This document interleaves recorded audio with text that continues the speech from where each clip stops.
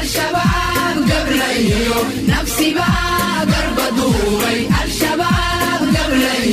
نفسي بقى قربدوبي قيقة قيقة عنك حريني قرمدو ككعا قيقة قيقة عنك حريني قرمدو ككعا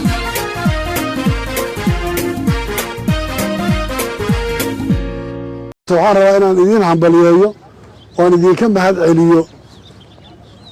dagaalka aad gasheen iyo waxa aad xaqiijiseen ee dhabta ah waxaad xaqiijiseen oo xaqiiqo dhabaa noqotay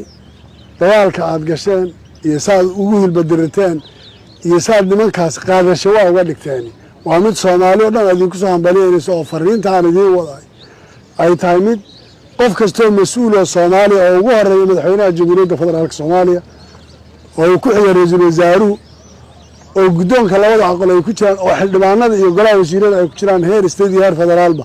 oo madaxda dowladaha xubnaha ka kulligood ay ku jiraan ay soo fareen inaan idinka hambaliyeeyo arrintaa aad samayseen waxa gaarayay ee dhibaato ee maanta shabaabka ku dhacdayna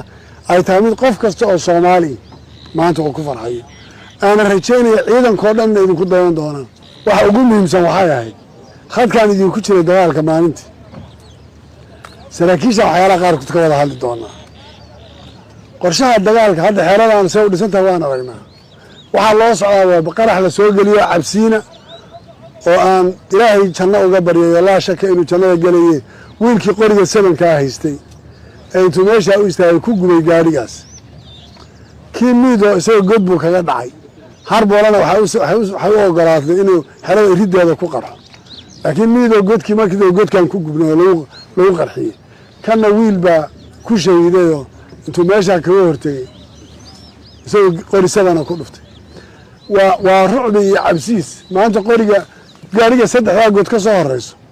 intee in lagu damage ku geysan karaa kusoo gaari karaa haddaa adigu sugnaato waxaa wiilasha soo hadlaya ka mid aha kuwa leh adeer annagu waxbadoo maanan ridin wayna soo gaari lahaday waxba ha tamaniin qof walba meeshii xilligeeday ku leedahay laakiin marka laguu baahdo unbaad dhufayskaaga ku soo socon kartaaye war xaggaasay ku socotaay culayska aan ka qaado aan soo orda maya waxaan rabaa oon idinku imid inaan idiin mahad celiyo waxaan idinku imid inaan ilaado guusha waa la hadhiyaa maasha guusha waa la hadhiyaa lama sii daayo hadda waan guulaysana soo maa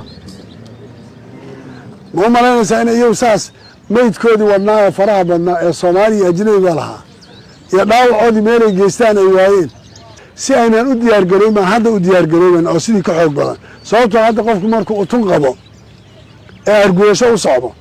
iyo markuu caadi yahay isku mid ba hadda utun bay qabaan soo maaha arguyashay u socdaan taasaa u baahan marka inaan limintii hadhino oo wixii shalay aan ku jirin aan laban laabno waxaan rabaa saraakiisha kale kulligood inaan dallacaad siiyo saraakiil xigeenada dallacaad baa la wada siinayaa taliyii guutooyna uu ila taagan yahay taliyii ciidankuna uu fadhiya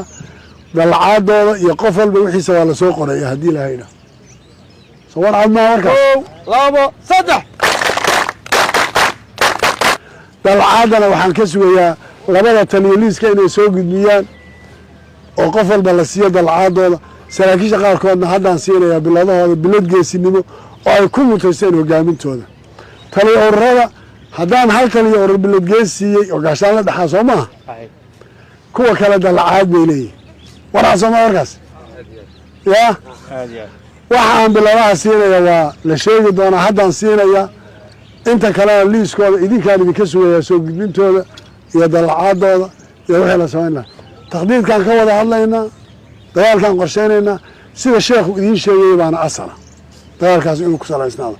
maanta soomaali waxaad samayseen wax lagaga dayan kara soo maha inta dambe aan israacino waraa soo maha aad iyo aad baad u mahadsantihiin waan idinka war الشباب قبل نفسي بقى قربدوبي الشباب قبل نفسي بقى قربدوبي قيقة قيقة عنك حريني